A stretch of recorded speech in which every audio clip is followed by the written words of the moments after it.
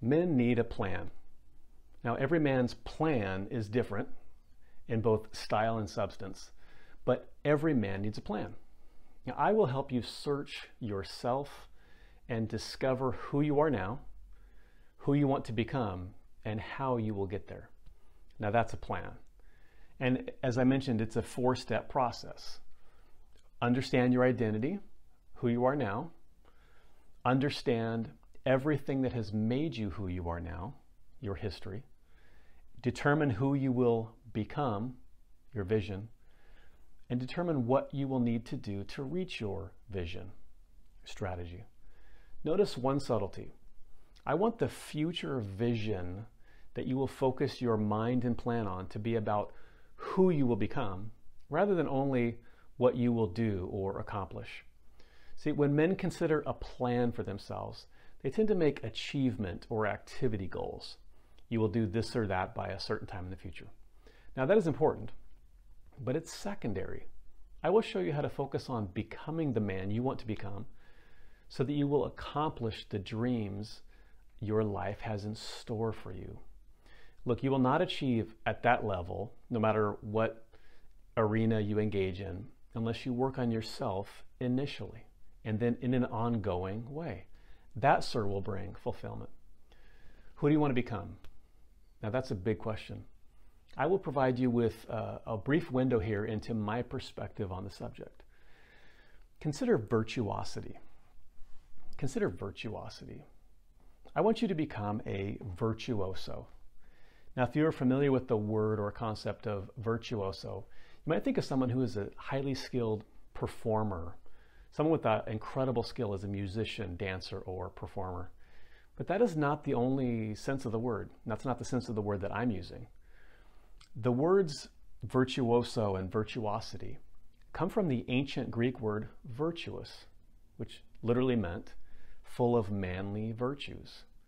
And it is in that sense that we will focus on. When it comes to life planning, many experts will tell you to begin by defining your values. That is what's important to you. I differ. I tell you to define your virtues. And men tend to gravitate towards the concept of virtues more than values. Okay, so now we're getting into my personal philosophy, but this is important. I believe there are 3 areas or segments to masculine virtuosity. I call them, okay, using Latin word sources now, I call them a man's genius, the inner man, his gravitas, the upward man, and his dignitas, the outward man. Now, I must admit, this is not a new or avant-garde concept.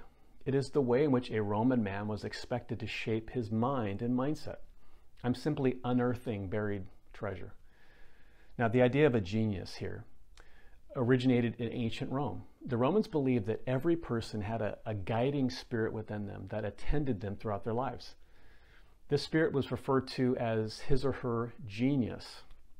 And a man's genius dictated his unique personality and disposition. A man was expected to cultivate the inner genius in him, the inner virtues, as he was guided by his genius. So the inner virtues include bravery, diligence, and hope. Gravitas, of course, another Latin word, literally means seriousness or possessing a solemn attitude. A Roman man with gravitas lived a more massive sort of life that caught the attention of others. Now, what caught their eye? They would say, this man has a serious sense of personal duty. He is not to be trifled with. A man of gravitas demonstrated an upward magnanimity and epicness to everything he did. The upward virtues to be cultivated and demonstrated include honor, wisdom, and reason. For a Roman man, his dignitas was his sense of higher calling that inspired others. A man of dignitas had proven his capacity to help others out of his abundance of inner and upward virtues. A Roman man's dignitas was the influence earned throughout his life owing to his reputation and good deeds. He was inspirational. He had cultivated a garden that nourished others. Now, the outward virtues include compassion, justice, and loyalty. I have a journey to guide you through, sir, to craft a plan that exemplifies your virtuous life. We will carefully consider your genius, gravitas, and dignitas, and craft a plan to help you live the virtues that are most meaningful to you. You shall become a virtuoso. Now, this will demand 2 skills of you: self-knowledge and preparation. So throughout this 4-step planning process, your identity, history, vision, strategy, you will hone the skills and practice the self-knowledge and preparation you'll need. So, okay, let's take this discussion to a higher level, a sort of meta level. There are 2 systems of virtue selection that we all interact with. There is the systemic virtue system, and there is the selective virtue system. Let me explain.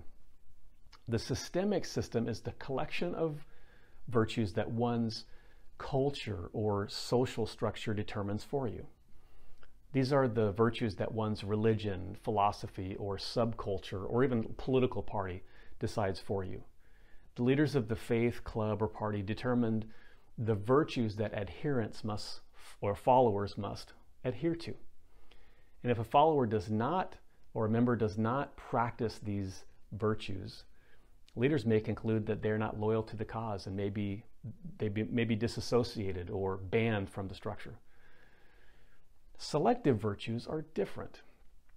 You get to decide the virtues for your life and which virtues you will build your life upon. No one gets to decide for you. Now, this requires independent thinking, curiosity, creativity, and courage. And it is quite possible that the virtues you build your life upon are in conflict with the larger system or structure.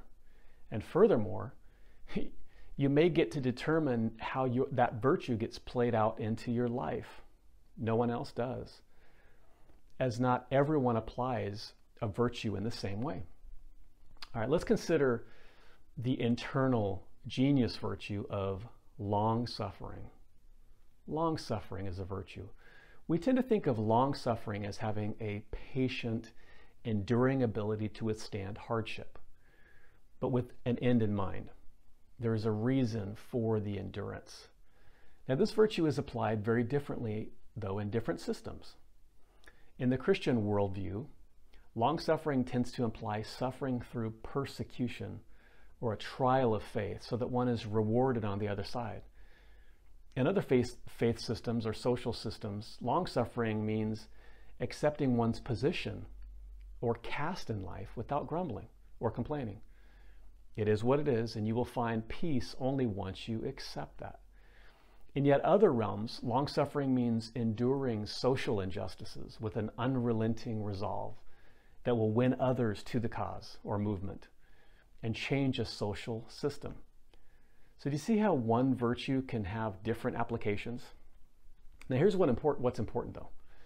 Throughout human history, far too many people have had to live under a systemic value system or virtue system that was imposed on them. They didn't really have a choice but to adhere to it. Far too often the system has been dogmatic and legalistic. One had to perform or accepted the application of virtues in ways that ran contrary to one's own value system, one's own virtues internally. Today, without even realizing it in most cases, people are living in the box others have built for them. I want to call you to break out of that box, to begin to consider who you are, who you want to be, and the virtues that you will build your life on.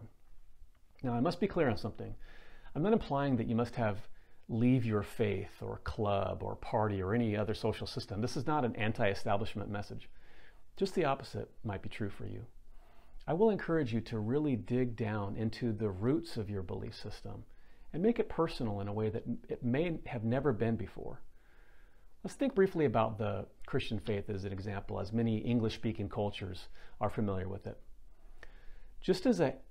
There are just a handful of small Christian associations or churches that have the most adherents around the world.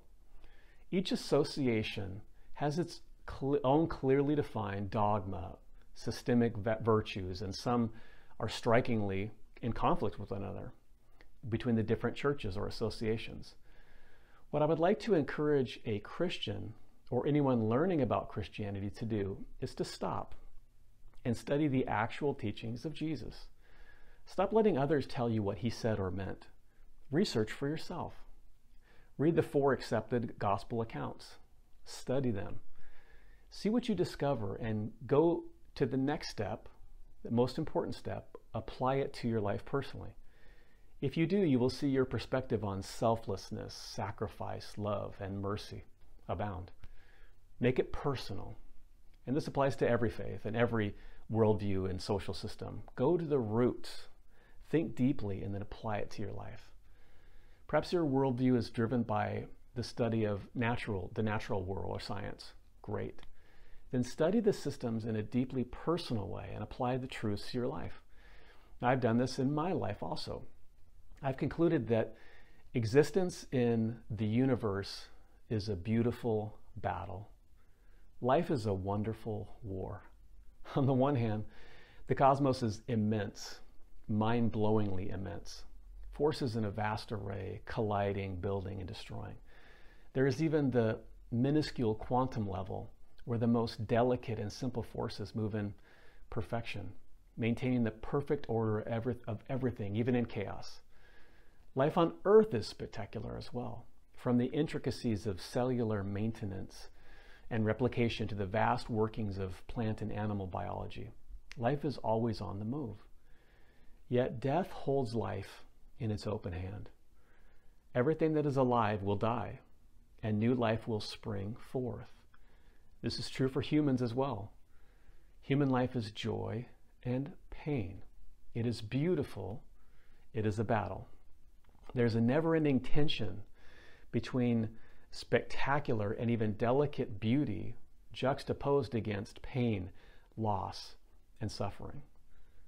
Now I applied this to the virtue of long-suffering. In my life, I do not take anyone's life for granted. It will be gone soon. So I choose to enjoy my days and the days of my loved ones. I endure the harsh realities of life because it is what it means to be alive, to be human. I embrace it. I'll close this talk with one thought. You have more control than you think you do. You must become more active in deciding who you will become and how you will get there. And you will find great fulfillment and even joy as you lean into this process of virtuosity. First for your own sake, and then for the sake of those who are following you and those who have their eyes on you. Let's do it.